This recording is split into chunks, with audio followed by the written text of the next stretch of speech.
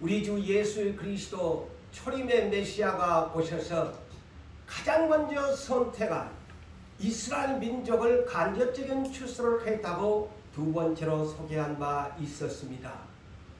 그들은 예수님이 오심을 통해서 예루살렘 성전으로부터 시작해서 그 유대 민족을 12사도를 보내어서 추수를 하시게 된 것을 여러분은 성경을 통해서 너무나 잘 알고 이해하셔야 합니다.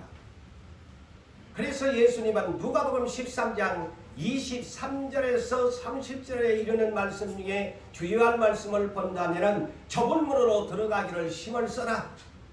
들어가고자 원하는 자가 많지만은 그렇지만은 들어가는 자가 많다고 했을까요? 적다고 했습니다. 많지 않다고 했습니다. 그 이스라엘 백성들이 주님의 말씀을 들으면서 길거리에서도 가르침을 받았고 또한 주님과 함께 먹고 마시기도 같이 했고 동행도 했지만은 그러나 그들은 변명했습니다. 그러나 주님은 뭐라고 합니까? 아브라함과 이삭과 모든 선지자는 하나님 나라의 천국에 있지만 너희 유대 민족은 다 어두운 바깥 세상으로 쫓겨나서 이를 갈미 있으리라는 추수의 심판에 분명하게 간접적으로 경고합니다. 그렇지만 이방의 나라 모든 사람들이 너희들이 아닌 이방의 나라들이 동서사방에 흩어져 있던 민족들이 내 나라에 와서 영생을 얻게 되어지고 그래서 결론이 뭡니까? 너희가 먼저 믿었다고 자랑하지 마라. 나중될 것이다. 오히려 나중된 자들이 많게 될 것이다. 이러한 주님의 이 경고를 우리는 지나간 옛날의 얘기로 들어서는 아니 됩니다. 그래서 주님은 다시 유대교회 전통교회를 완전히 무시합니다. 그들과 상종하지 않습니다. 대제사장 장로들이 있었지만 서기관들이 있었지만 초림의 예수는 그들을 상종하지 않습니다. 다시 새롭게 뽑은 제자들을 통해서 초대교회라는 교회를 세워서 이스라엘로부터 시작해서 사도행전 1장 8절을 여러분이 잘 아는 바와 같이 예루살렘과 유대와 사마리아 땅끝에 이르러 내 모든 사람들에게 다시 복음의 씨를 뿌리게 된다. 그래서 예수님은 마태복음 28장 19절 20절에 뭐라고 했습니까? 제자들을 보내면서 모든 민족들에게 이 복음을 전하면서 제자를 삼고 가르쳐라. 마가복음 16장 15절 이하에서도 천하 만민에게 가서 복음을 전하라고 합니다. 다시 복음의 씨를 이스라엘로부터 시작해서 예루살렘으로부터 시작해서 세상 땅 끝까지 복음의 씨를 뿌려라. 그래서 오늘날까지 그 복음이 뿌려지고 있습니다. 그렇지만은 씨를 뿌렸으면 거두어야지요. 농부가 씨를 뿌렸으면 가을철이 거두게 됩니다. 인류의 모든 것도 심판이라는 이 두 글자가 다른 말로 말하면 추수의 심판을 말하는 것입니다. 그래서 초대교회로 복음의 씨가 처음부터 이렇게 목판이 돼가지고 온 세상에 복음이 전하게 됐는데 성경 마지막 계시록 1장에서 3장에 이르기까지 교회의 머리가 누구냐? 나 예수다. 그래서 그 교회에는 누가 있느냐? 사자들이 있다. 그래서 내가 편지한다. 그래서 계시록 2장 3장에 세상에 7 교회가 있는데 봐라, 이제 초대교회를 통해서 교회에 복음의 씨를 뿌렸으니까 내가 또 거두어야 되지 않겠느냐. 그래서 성령의 진단서를 보내게 된 것입니다. 교회에 책망받은 교회도 있고 칭찬받는 교회도 있고, 그런데 그 위에 중요한 키워드가 뭐냐? 이기는 자만이 흰옷을 입고 생명책에 기록되어지고 구원을 얻는다. 오늘 본문도 그 중에 두아디라 교회에 대한 편지의 내용 중에 엄청 무서운 경고의 메시지 아닙니까? 사망으로 너희 자녀들을 죽여버리겠다. 그리고 나는 사람의 뜻과 마음을 살피는 하나님으로서 각 사람의 행한 대로 갚아주겠다. 계시록 마지막에 주님이 남기신 편지의 그 마지막 글이 뭐냐? 각 사람의 행한 대로 갚아주겠다. 이것입니다. 그래서 오늘날 우리는 심판에 대한 경고를 농담으로 들어서는 아니 됩니다. 오늘날 복음이 애곡돼 가지고 예수 믿는 사람은 심판을 안 받는다는 애곡적인 비진리가 성행합니다. 절대 아닙니다. 오늘 그래서 세 번째로 믿음으로 은혜와 진리의 성령 시대를 주신 것은 무엇 때문이냐? 믿음으로 은혜와 진리의 성령 시대를 우리에게 주신 것은 무엇 때문이냐? 성령을 따라 행하라는 것이에요. 하나님이 행위대로 심판을 하시기 때문에 성령을 따라 행하라는 것이에요. 이 깊이를 여러분 깨달으셔야 됩니다. 왜 성령을 예수께서 복음의 씨를 뿌리시면서 성령을 부어주셨는가? 행위의 심판이 있기 때문에 너희 안에 성령을 보내주었으니까 누구 육신적으로는 약하지 않느냐? 그런데 성령을 받으면 너희가 행할 수 있기 때문에 성령을 보내주었다. 이것이 키워드입니다. 왜 성령이 오셨나? 이 비밀을 아셔야 돼요. 이 비밀을 모르니까 기도하기도 싫고 성령 받기도 싫고 그냥 적당하게 살다가 예수 이름만 부르면 간 줄로 착각하고 살아갑니다. 작년에도 우리가 매우 강조했던 가라디아서 5장 16절 17절을 우리가 너무나 잘 압니다. 너희가 성령을 따라서 행하라. 그리하면 육체의 욕심을 이루지 아니하라. 우리는 육체의 소욕이 강하기 때문에 성령을 보내주신 목적이 성령이 도와주면 우리의 육체의 소욕을 이기고 성령을 따라 행할 수 있기 때문에 성령을 보내주신 거예요. 그래서 은혜와 진리의 성령 시대예요. 예수님이 요한복음 16장 13절과 13절에서 15절의 주요한 말씀을 보면은 진리의 성령이 오시면 너희를 진리 가운데로 인도해 주신다. 보세요. 진리 가운데로 따라가도록 하기 위해서 성령을 보내주셨다. 그래서 그는 스스로 말하지 아니하고 하나님께 듣는 것을 말하시고 장래일을 알리시고 예수의 것을 알게 해주시고 예수의 영광을 나타내시는 그러한 진리의 영이시라고 예수님이 성령님이 내주하실 것을 우리에게 약속합니다. 그래서 에베소서 4장 30절에 뭐라고 합니까? 성령을 근심하게 하지 말라는 거예요. 너희를 도와주기 위해서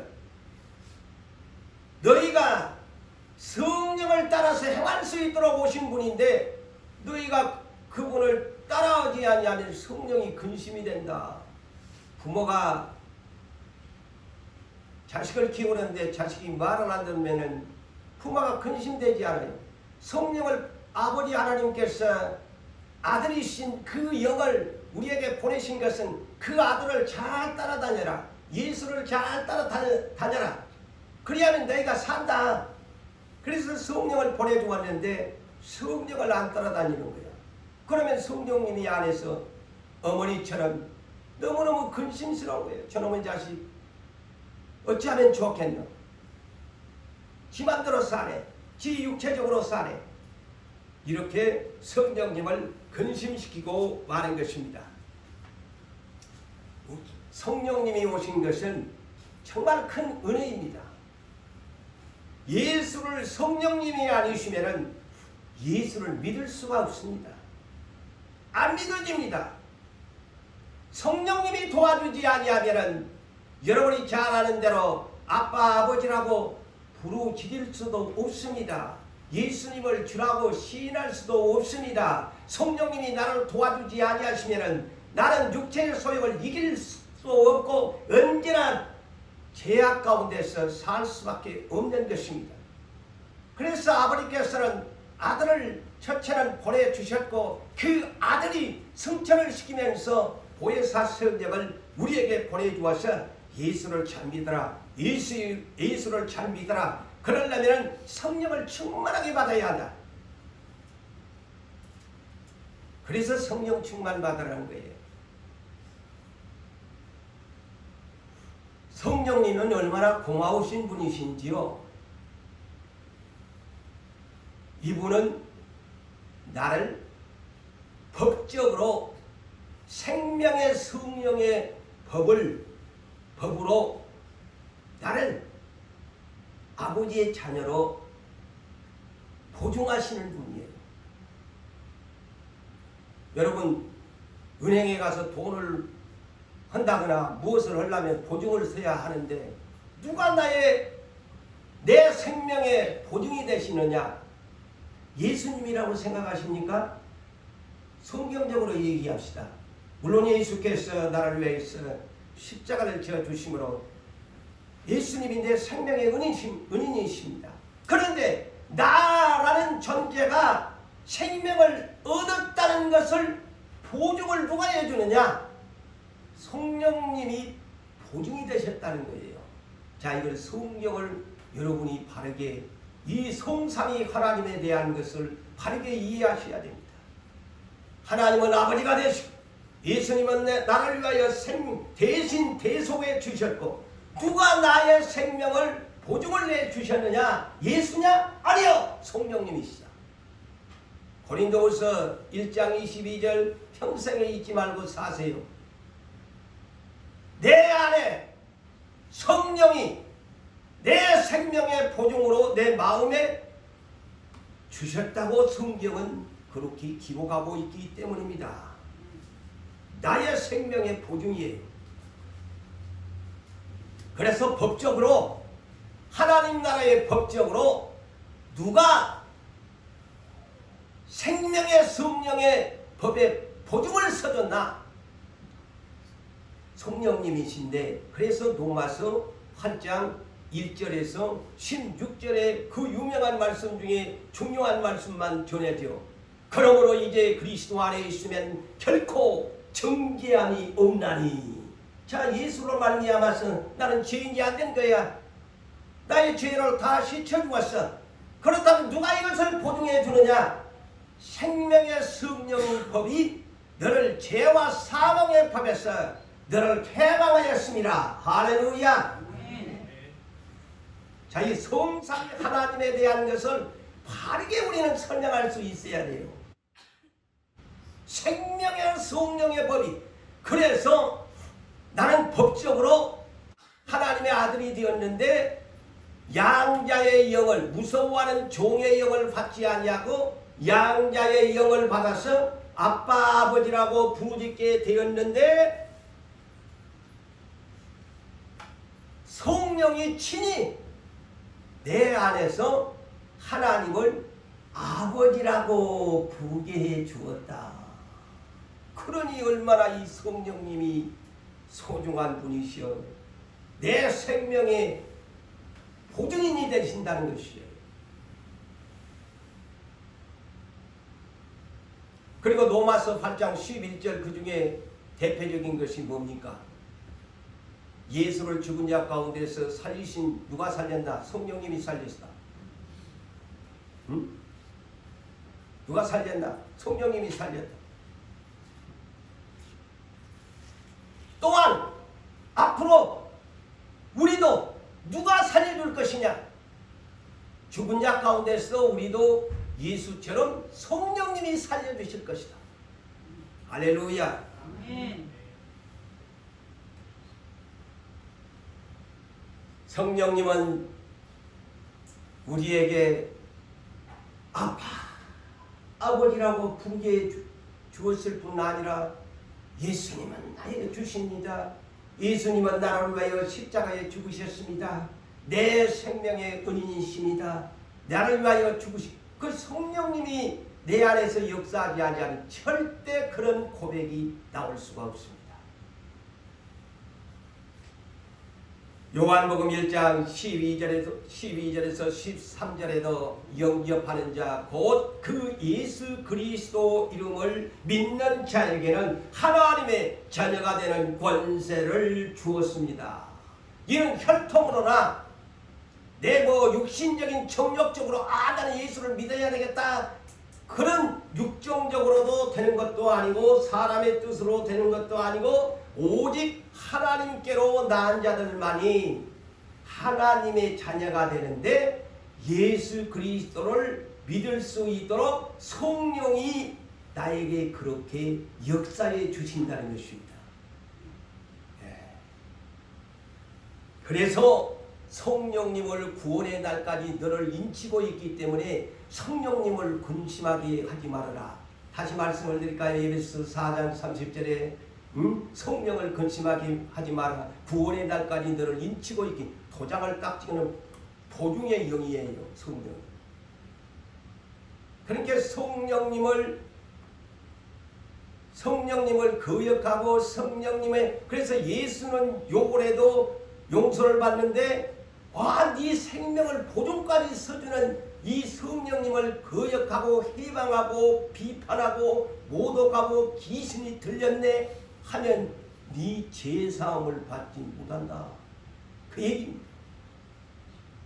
이 성경을 바르게 성령님에 대한 영에 대한 성경에 가르치는 지식을 바르게 우리는 이해하셔야 됩니다. 자, 우리는 믿음으로 로마서의 말씀대로 믿음으로 구원을 얻습니다. 의롭습니다. 로마서 1장 17절에 뭐라고 합니까? 복음에는 하나님의 의가 나타나서 믿음에 이르기에 가나니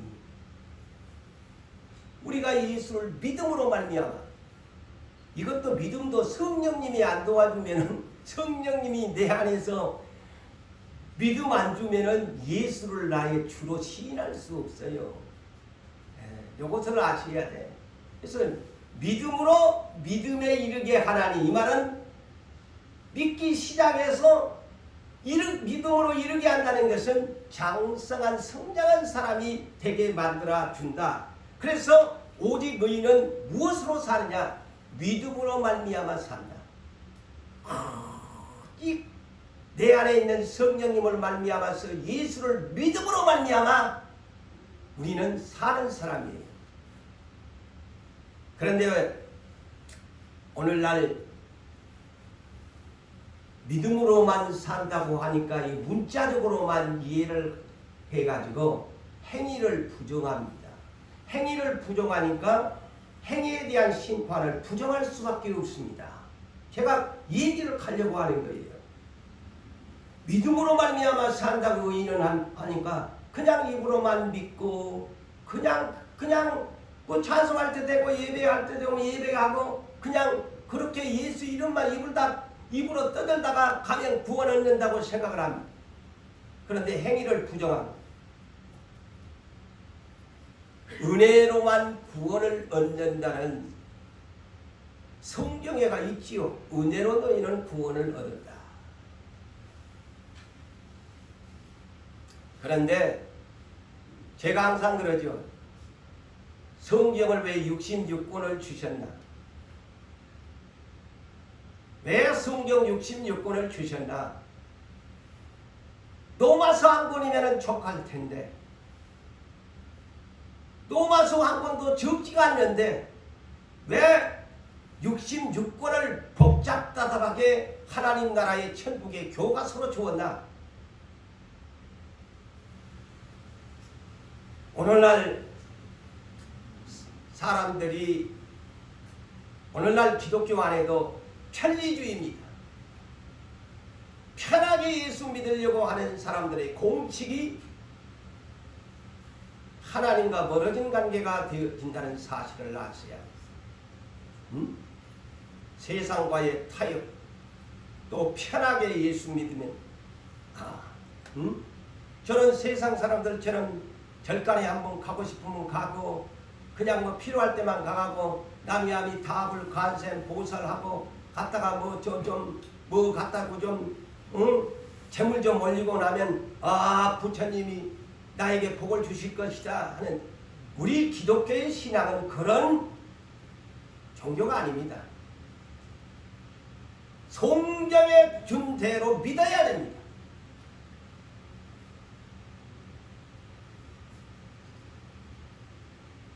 요한복음 5장 39절에 예수님이 너희가 성경을 상고하거니와, 너희가 이 성경을 상고한 이유는 너희가 영생이 있는 줄로 알고 성경을 너희가 상고하는데, 이 성경이 뭐냐? 곧 나에 대하여 예수에 대하여 증언하는 것이라고 분명히 말씀합니다. 성경은 뭐냐? 곧 다른 말로 예수다. 예수다. 나에 대한 얘기다.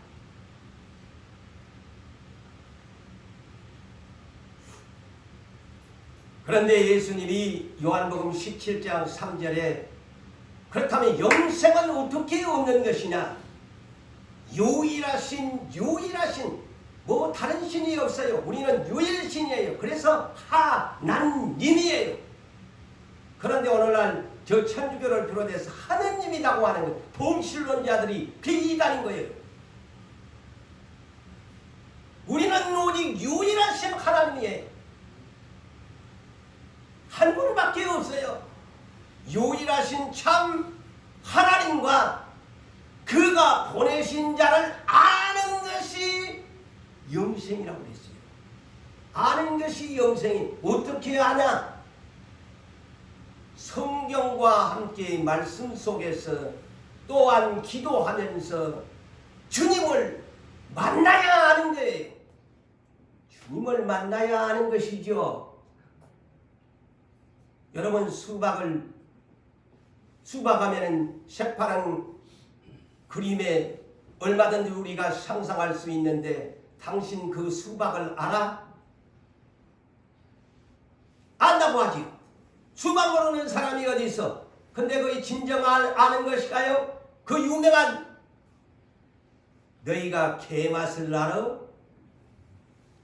아는 것처럼, 피 안에 간 것처럼 너희가 개맛을 알아? 너희가 예수의 맛을 알아? 바로 그 말입니다. Understand? 너희가 예수에 대해서 바르게 알고 이해하나?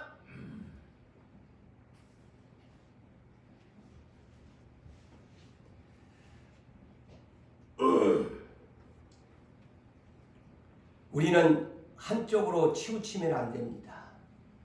한쪽만 알아도 안 돼. 두 쪽을 다 알아야 돼. 그래서 야고보서 3장 17절에 위로부터 오는 지혜는, 첫째는 성경, 다른 건 시간상 줄여놓고 편견하지 않는 사람, 편견하지 않는 사람. 이것이 뭐냐? 한쪽으로만 일방적으로 치우쳐서 애골수로, 여러분 지혜라는 게 애골수로 예수를 믿으면 안 돼. 성경을 종합적으로 다 아우러져서 믿어야 되는데, 예를 들어 쉬운 얘기로 비유적으로 내가 하는 거예요. 로마서를 내가 잘못 비판하는 내용이 아니고, 예를 들어서 로마서만 쭉쭉 읽고 다른 성경은 전부 개무시를 한다. 이거 편견이거든요. 야, 로마서에는 그냥 행위의 관계도 없이 우리는 은혜로 구원을 얻었고 믿음으로 구원을 얻는 거야? 그러면서 행위는 관계없어 우리는 심판하지 않는다고 그랬어? 이거 이 편견인 거야. 음식으로 말할 것 같으면 편식한 사람이야. 음식 보리밥도 먹어봐야 되고 쌀밥도 먹어봐야 되고 콩나물 국밥도 먹어봐야 되고 돼지국밥도 먹어봐야 되고 온갖 것들을 먹어봐야 되는 거 아니요? 쌀밥만 먹은 사람이 보리밥 먹은 사람은 어떻게 알아? 보리밥이 맛이 어떤지를 어떻게 아냐 이 말이요.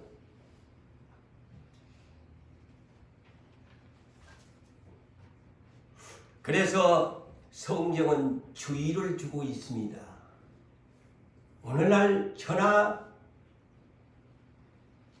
이 땅에 있는 모든 교육자들이나 교사님들은 이 말에 귀를 기울이셔야 됩니다.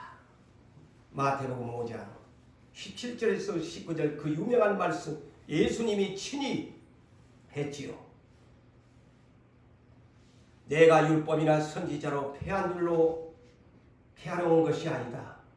완전하게 하려고 왔다. 완전하게 하려고 왔다. 천지가 없어지기 전에는 이 천지가 없어지기 전에는 그 어떤 1.1획도 없어지지 않는다고 했어요. 그런데 구약을 무시해서도 안 되는 것이고 요한계시록을 안 풀린다고 무시해서도 안 되는 것이고 66권을 인정하고 다 읽어봐야 되는 거예요. 그러므로 누구든지 이 계명에 지극히 작은 계명 하나라도 목사가, 교사가, 교육자가 이것을 지키면서 가르치는 자는 천국에서 이 사람은 큰 사람이야. 그런데 지가 잘났다고 이 중 하나라도 빼고서 행하지도 않으면서 가르치는 그런 목사는, 그런 교사는 천국에서 지극히 작다 일컬음을 받을 것이라. 얼마나 이게 경고의 메시지입니까? 그래서 이 성경 함부로 성경에 있으면 그대로 전해줘야 돼. 지가 뭔데 시대가 되었다고 오늘날 뭐 은사가 없니 무엇이 없니 하면 안 되죠. 건방진 사람에 지나지 않습니다. 예수님이 분명히 하잖아요. 절대 빼고 가르치지 마라. 가감하지 마라. 왜냐? 성경 66권은 디모데후서 3장 15절에서 17절에 요약하면 이는 하나님의 감동으로 된 것이고 이 성경에 된 것은 구원에 이르게 가는 지혜로운 책인데 이 성경을 요약하면은 뭐냐? 교훈과 책망하는 것과 때로는 책망도 들어야 된다는 것이 책망하는 것과 바르게 함과 의로 교육하기에 유익하니 이는 이 성경 66권은 하나님의 사람으로 온전하게 행할 모든 일을 행할 능력을 갖추게 하는 성경이다. 그래서 성경을 66권은 다 해야 된다는 것이죠. 온전하신 하나님의 말씀이다. 그런데 이 성경에는 비밀이 있는데 이사야 34장 10절에 성경에는 짝이 있다. 짝이 있다. 자, 이렇게 말씀합니다. 너희는 여호와의 책에서 읽어봐라. 보세요. 하나님 명령합니다. 여호와의 책에서 읽어봐라. 여호와의 책, 성경 66권 책에서 읽어봐라. 이 얘기입니다. 읽어봐라.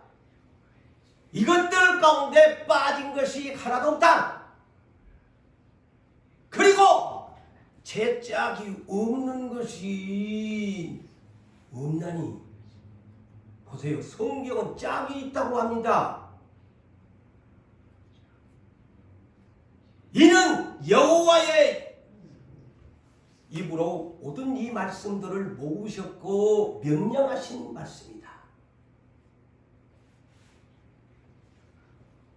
자, 성경은 크게는 성경의 구약의 짝이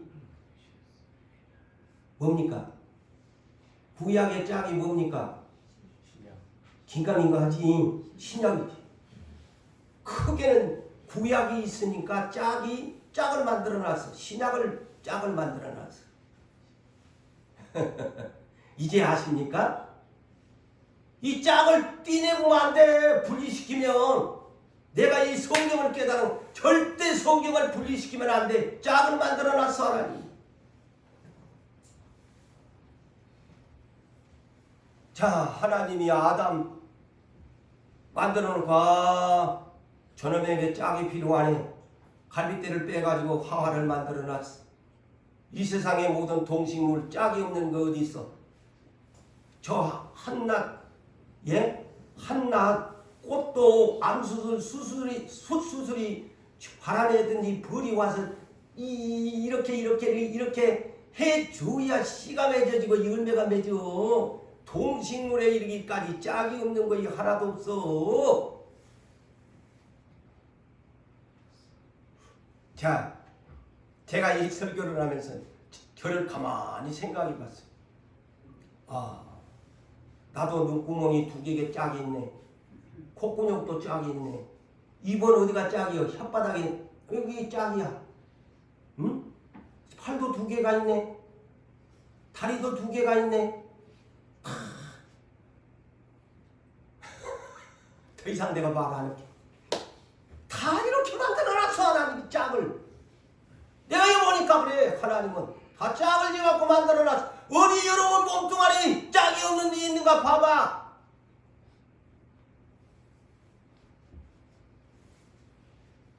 그래서 그토록 오늘날 행위를 부정하는 사람들이 주장하는 것에 제가 로마서가 있어서 야고보서를 해놓은 거예요.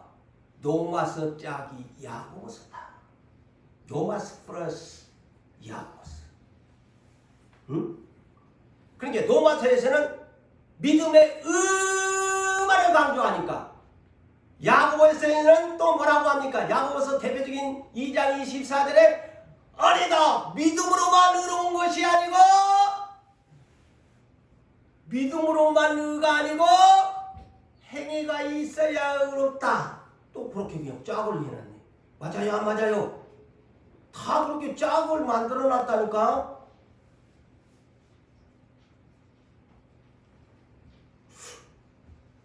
그래서 자, 믿음.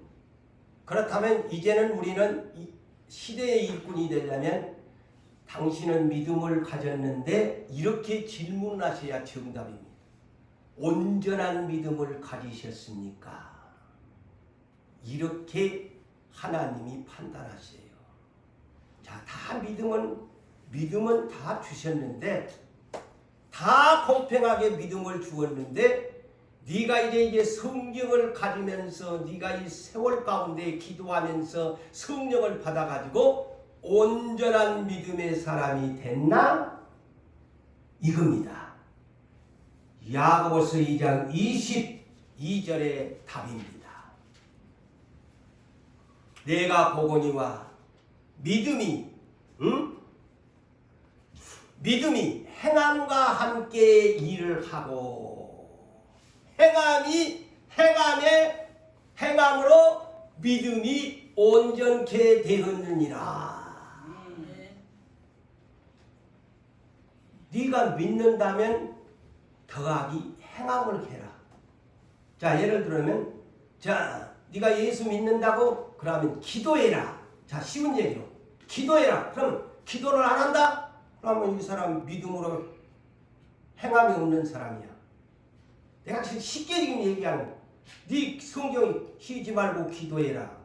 그런데 이 사람이 믿는다고 하면서 기도를 안 한다? 너는 제로야. 성장이 없는 사람이야. 이해가 쉽죠? 에? 찬송해라. 그런데 찬송을 안 한다? 너는 행함이 없어. 그래서 영어 번역이 더 정확합니다. 이 야고보서 2장 20 뭐라고 했게? 믿음이 온전케 되었느니라. 이 야고보서 2장 22절을 이렇게 영어 번역은 말합니다. faith, 믿음, made, 만들다, made in Korea 할 때 made, 그 다음 perfect라는 단어를 사용합니다. 자, 이것을 문장을 연결하면 faith made perfect, 믿음이 온전케 되었는, perfect는 완전이라는 뜻입니다. 자, 우리가 그래서 성경을 바르게 해석해야 된다는 것이죠. 에? 자꾸만 그냥 행위는 부정하고 그냥 믿음으로만 구원을 얻는다고 그냥 단순하게만 이렇게 가르치니까 사람이 성장이 안 되는 거예요. 행함을 무시해버리는 거예요. 당신은 믿음이 온전케 되었나? 영어로 faith made perfect. 네 믿음이 온전한 믿음이 됐나?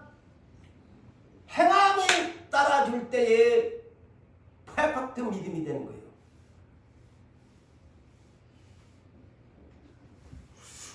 그래서 아까 이사야 34장에 제 짝이 있어야 된다고 하는 것처럼 노마서가 있으면 야고보서가 있어야 되고, 그래서 저는 이런 공식을 만들어 봤어요. 뭐 이거는 사전에 지나지 않습니다만은 노마서 플러스 야고보서는 답이 뭐냐? 히브리서 11장이다. 그래서 히브리서 11장을 보면 하나같이 믿음으로 아벨은, 믿음으로 노아는, 믿음으로 아브라함은, 믿음으로 누구누구는, 믿음으로 누구누구는 전부 행함으로 옮겨진 내용을 기록합니다. 그래서 성경은 전체를 봐야 된다는 것이죠.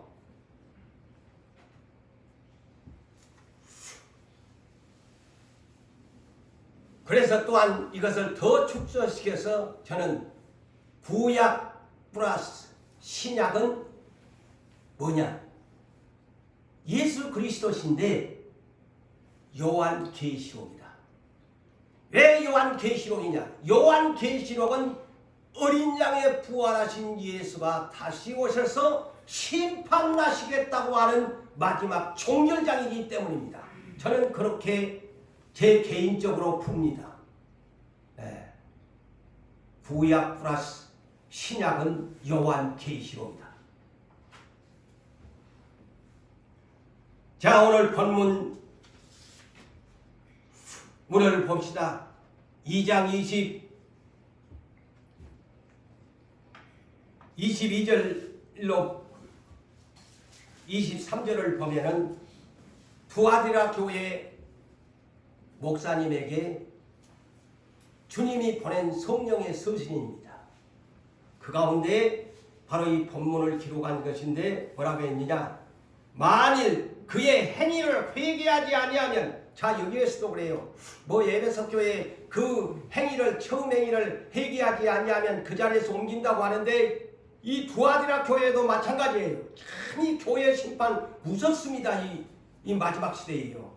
여기도 두아디라 교회 목사님에게 예수님이 편지를 보낸 내용이 뭐냐면, 만일 너희 두아디라 교회나 오늘날 지상의 어떤 교회에게 너희 행위를 회개하지 아니하면 큰 환난 가운데 던지겠다. 큰 환난이 뭘까요? 그거는 짐승시대를 말합니다. 나중에 제가 풀어드릴게요. 큰 환난 가운데 짐승시대에 던지겠다. 또 내가 사망으로 그의 자녀들을 죽이니 얼마나 겁납니까? 내가 그 두아디라 교회에 비유적으로 합니다. 내가 두아디라 교회에 다니는데, 이 고재훈 목사가 다니는데 네가 회개하지 않으면 네 자녀 사망으로 죽여버리겠다. 무서워요? 안 무서워요? 근데 전부 K 농담으로 전부 여기는 이 엄청난 경고입니다. 그의 자녀를 죽여버리겠다고 하잖아요. 그러면서 그 뒤가 중요하잖아요. 모든 교회가, 자, 교회 심판입니다. 모든 교회가 나는 사람의 뜻과 마음을 살피는 자인 줄 알지라. 보세요. 세상에게 하는 메시지입니까? 모든 교회가 사람의 뜻과 마음을 살피는 하나님인 줄 알아라고 경고를 지금 교회에 예수님이 서신으로 계시록에 미리 띄우는 거예요. 못 봤다고 하는 사람, 계시록 한 번도 설교 안 하는 목사님들 나중에 큰 코 다쳐요. 이런 정도는 풀어줘야 돼요. 죽었는데 네 뭐랬냐? 내 성도들에게 이 경각심을 안 심어줬나? 매 복받는 설교만, 찌뿌리만 설교만 할래? 계시록이 네 성경에 붙었는데 한 번이나 읽어봤나? 백성들에게 전해봤나? 내 말이 틀렸나요? 그리고 본문 22장 12절에서 13절 나는 알파 오메가 처음과 마지막 시작과 마침이 된다는 것은 무엇을 말할까요? 나는 창조주 하나다, 나 예수는. 그런데 내가 시작했으니까 내가 마치는데 각 사람의 행위대로 내가 갚아주겠다. 바로 예수의 마지막에 계시록에 이 기록을 하고 남깁니다. 서신. 그래서 오늘 네 번째로 행한 대로, 제가 11번째 제목을 행한 대로 보상받는 나라라고 그랬죠. 그래서 오늘 키워드를 말씀을 드리죠. 하나님은 마음을 살피신데 사람의 뜻, 누구의 뜻대로 살았는가, 하나님의 뜻대로 살았는가 대단히 중요합니다. 자기의 자신의 뜻대로 살았나? 이 말씀을 읽으면서 우리가 생각할 것이 뭐냐면, 너는 누구의 뜻대로 살았나? 주님의 뜻대로 살았나? 아니면 네 뜻대로 살았나? 이것은 심판의 기준입니다. 네. 자, 우리가 주기도문 모르시나요? 하늘에 계신 우리 아버지 이름을 거룩히 여기심을 받으시오며 나라의 마옵시며 뜻이 하늘에서 이루어진 것 같이, 뜻이 하늘에서 이루어진 것이 나로 인하여 땅에서 이루어지기를, 주기도문의 내용이 그런 내용입니다. 하나님의 뜻이 나라 한 사람을 통해서, 여러분 한 사람을 통해서 크리스찬들에게 하나님의 뜻이 이루어지기를 하나님은 원하세요. 그래서 마태복음 22장 37절에도 하나님을 사랑하는데 첫째 마음을 다하고, 두째 뜻을 다해서, 그 다음에 목숨이야. 이 성경을 보니까. 근데 이 뜻을 전부 우리는 무시해버리고 살아요. 하나님의 뜻인가? 내 뜻인가? 자, 예수님이 산상수훈의 결론도 주여 주여 하는 자마다 다 천국에 들어가는 것이 아니요 하늘에 계신 아버지 뜻대로 행하는 자라야. 자, 심판의 기준이 그겁니다. 자, 심판의 기준이 뭔가 이제 여러분 똑똑히 알고 예수 잘 믿으시죠. 하나님이 뜻을 위해서 내가 살고 있느냐? 내가 돈을 모아도 하나님의 뜻을 위해서 돈을 모으나, 아니면 내 뜻을 위해서 돈을 모으나가 심판의 기준이 됩니다. 자, 예수님은 우리 신랑이니까 우리의 머리가 되잖아요. 근데 예수님이 뭐라고 합니까? 누가복음 8장 21절에 나의 가족은 누군 줄 아니? 자기 어머니와 동생들이 오니까 제자들이 막 아이고 예수님이 가족들이 와가지고 지금 막 만나려고 하네요. 그런 소리 하지 마라. 내 어머니 내 가족은 하늘에 계신 내 아버지 뜻대로 행하는 자. 응? 하나님의 말씀을 듣고 행하는 사람이 나의 가족이란다. 네? 그것이 하나님 예수님의 가족이래요. 하나님의 말씀을 듣고 행하는 사람, 행하는 사람이 예수의 가족이래요. 응? 자, 왜 다윗이 그렇게 하나님 앞에 훌륭한 사람으로 영웅으로 대접을 받을까요? 사도행전 13장 22절. 사울을 패하시고 다윗을 만난 그는 하나님의 마음에 맞는 사람이라. 왜 마음에 맞느냐? 그 뒤에가 중요합니다. 하나님의 뜻을 다 이루는 자. 할렐루야. 하나님의 뜻을 위해서 사는 사람이 가장 넘버원입니다. 그 사람이 가난하든 그 사람이 육체가 약하든 어떻게 살든 간에 하나님의 뜻을 위해서 사는 사람.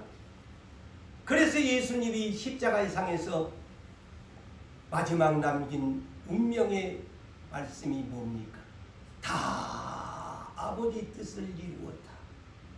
바로 그것입니다. 네, 바로 그것입니다.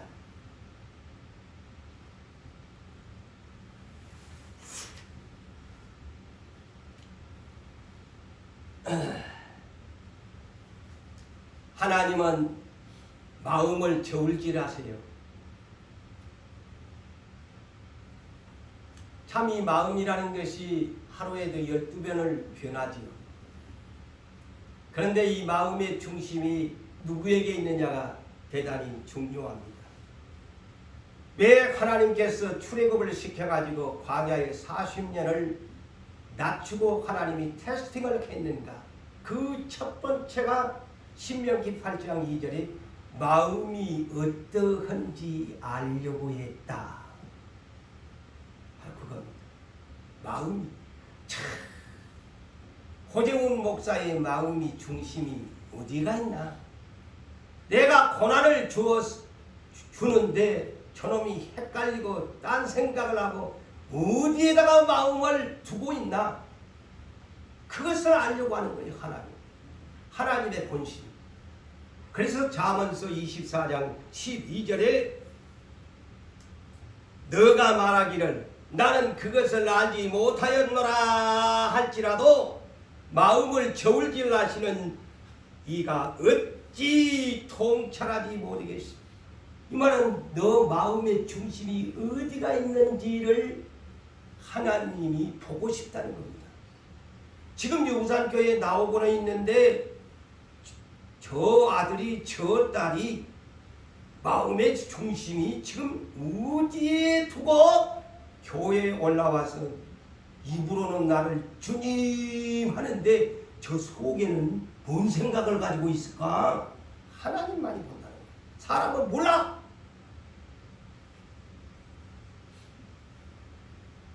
너 영혼을 지키는 이가 어찌 알지 못하겠느냐? 그가 자 여기에서도 그럼 각 사람의 행위대로 보응하리라. 보세요. 마음을 보면서 그 사람의 행위를 분명하게 보응하시겠다고 합니다.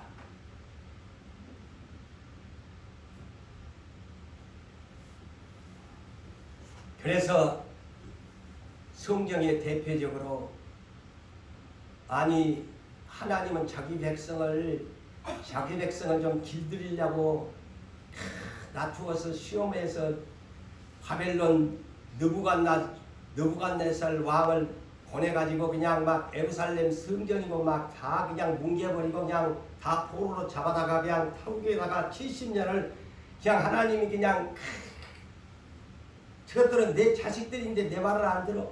그래서 그냥 타국에다가 끌어다 놓고 그냥 막 그냥 사랑의 매를 쳤어요. 그런데 이 도구로 사용된 느부갓네살 왕의 아들 벨사살이가 아니 예루살렘 성전에서 뜯어다가 놓은 그런 성전에서 사용하는 기구들을 가지고 아니 잔치를 베풀고 그 기구를 가지고 술을 마시고 막 난리가 난 거야. 하나님이 아니 저런 싸가지 없는 놈이 내가 지그들을 사용했다고 해서 내가 내 자식들을 사랑해서 그냥 한번 매를 때리는 것을 갖다 놓고 저것들이 장난을 쳐? 술을 마시니까 그냥 하나님이 화딱지가 나가지고 막 손가락으로 글을 쓰니까 다니엘이 해석을 해. 응? 메레메레 대겔 우바라신. 저기 뭔 말이야? 다니엘이 해석을 하잖아요. 대결이라는 말은요, 당신 벨사살 왕이 하나님이 저울에다가 달아보니까요 그 행동이 부족하대요. 저울에다 달아보니까 행동이 부족하대요. 그래서 그날 밤에 죽여버렸습니다. 죽여버렸어요. 그날 하나님의 성전에 있는 기구를 갖고 술을 마시니까 아니 내 백성들 내가 때리는 저놈이 내 백성들 나 섬기라고 갖다 놓은 저 성전의 기구를 갖고 술을 마신 저 금방지긴 똥강아지가 있네. 그날 그냥 죽여버리잖아요. 그만큼 하나님 겁이 나는요. 우리 교회도 이 교회에 내려놔 하는 두 분들 다 경고장 보냈는데 데려간 거 보세요. 다 두 분들 경고장 보냈어요. 우리가 그 대신 이렇게 늦어지기는 합니다만 생명 데려간다고 그랬어요. 근데 콧방귀 끼니까 그냥 막 별볼 일 없이 가버리잖아요. 성도 여러분, 우리는 입으로만 예수 믿으면 절대 안 됩니다. 사랑하는 성도 여러분, 입으로만 예수 믿으면 안 돼요. 그저 교회에 올라갔다가 내려갔다가 그냥 입으로만 예수 믿었다가는 큰 다칩니다. 성경 어디를 봐도 행위의 심판을 한다고 합니다. 자, 예수님이 제자들에게 마지막 이제 얼마를 남겨놓지 않고 예루살렘 성으로 입성하면서 마태복음 16장 그 유명한 21절에서 27절까지의 중요한 내용을 여러분에게 말씀드린다면, 야 얘들아, 내가 이제 비로소 너희에게 말하는데 비밀을 말하겠다. 내가 예루살렘 성으로 올라가면 내가 많은 사람들에게 고난을 받게 된다. 대제사장 장로들 서기관들에게 많은 고난을 받게 되어지고 사흘 만에 죽게 된다. 그렇지만 나는 살아난다. 그러니까 베드로가 그렇지만 안 된다고 말리지 않아요? 그거이 그런데 중요하지 않고 그 뒤에가 중요한 말씀을 합니다. 너희가 나와 함께 가려면 첫째, 네 자신을 나처럼 부인해라. 나 예수처럼 부인해라. 응? 나는 하나님인데 종같이 부인하고 이 땅에 내려왔다. 그의 자기를 부인한 것이다. 아버지와 동등됨을 취할 것으로 여기지 아니하고 내 자신을 종의 형체로 부인하고 왔다. 그러면 너도 나를 따르려면 나처럼 부인해라. 그 다음에 나처럼 내가 십자가를 지고 죽을 터인데 너도 네 십자가 지고 나를 따라라. 그리고 셋째, 네 목숨 진짜 살고자 원한다면 잃어버려라. 그러면 다시 찾는다. 이 세 가지를 주님이 말씀을 하면서 27절에 이와 같은 말씀을 합니다. 인자가 아버지의 영광으로 그 천사들과 함께 올 때에 각 사람의 행한 대로 갚아 주리라. 이 말씀을 십자가를 지고 죽으라고 하면서 마지막 결론이 그 얘기입니다. 각 사람의 행한 대로 갚아주겠다. 이것을 우리가 농담으로 두면 안 돼요. 에? 자꾸 달건 사탕 발림 같은 그냥 막 예수 잘 믿는 뭐가 잘 되고 예수 잘 믿는, 물론 그거는 주님이 보너스로 주실 것인데 자꾸 이것에만 관점을 가지고 전혀 주님에 대한 봉사, 주님에 대한 충성, 주님에 대한 순종, 주님에 대한 행함 없으면서 예수 믿고 천국 간다고 떠들어 봤자 그 사람 입만 아파. 나중에 예수가 몰라. 모른다니까. 그래서 예수님이 제자들에게 누가복음 22장 28절에서 30절에 주님이 약속합니다. 너희는, 자, 고난을 참는 사람이 얼마나 복이 있는가를 가르쳐줍니다. 너희는 나의 모든 시험 중에 항상 나와 함께한 자들인지. 보세요. 너희들은 나와 함께 항상 그 시험 중에 함께한 자들인지. 너희가 장차 내 나라에 와서 나와 더불어 너희는 먹고 마시고 내 상에서 먹고 마시게 되어지고 앞으로 이스라엘 12지파의 보좌에 앉아서 이스라엘을 치리하리라, 다스리리라. 이보다는 축복이 어디 있습니까? 그래서 그들이 나중에는 다 순교의 제물이 됐던 것입니다.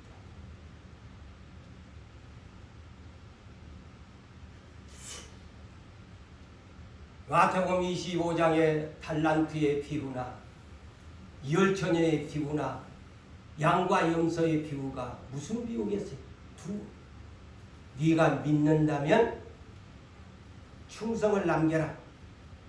네가 믿는다면 성령을 받아서 내 올 때까지 착하게 살면서 등불을 밝혀라. 행함입니다. 그리고 네가 재물관리를 주었는데 네 혼자만 냠냠 쩝쩝했나? 이웃에게 나눠주면서 주를 위해서 그 재물을 썼나? 양인과 염소인가? 재물에 대한 것도 심판의 기준이 된다고 했습니다. 이 땅에 재물을 쌓아놓고 가다가 나중에 여러분에게 헌금 내라는 소리 아니요. 이 양과 염소의 비유가 바로 그것입니다.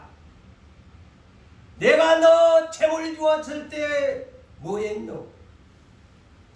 그거 심판의 대상이 되고, 네 달란트 주었을 때 네 뭐됐노? 너 신부로 성령의 등불 주었는데 너 성령의 등불 밝히고 내올 때까지 있었나? 그거 심판의 기준이야.